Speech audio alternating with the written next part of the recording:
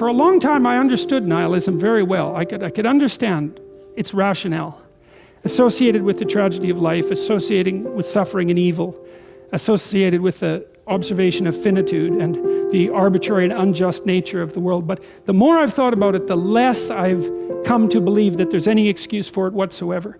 And I think the reason for that is that it forestalls effort. It forestalls the ability to discover for yourself.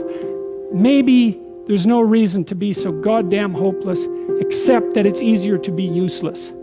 Now, and I'm not, believe me, I'm not making that case. I'm not saying that that's what's besetting people who are clinically depressed, for example. That's not my point. Clinical depression is a terrible thing. There's lots of reasons to be rendered, to be tossed into a catastrophic condition. That isn't what I mean. I mean that kind of cynical, arrogant, rational, hyper-intelligent nihilism that throws the world away as if it's of little use before it's been properly engaged with. Better to engage with it and see what happens, and better to make the assumption that if the world isn't returning to you what it is that you need, then either you're not doing it right or you've conceptualized what you need badly.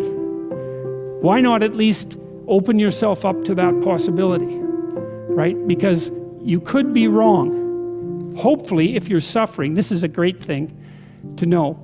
Hopefully, if you're suffering, you're wrong. Because if you're suffering and you're right, then there's nowhere to go. So it's very useful to find out whatever errors you might be committing. Another thing that's really interesting about the Jews in the Old Testament, it's a remarkable thing. Every single time they get flattened by God, it's always their fault. They never say,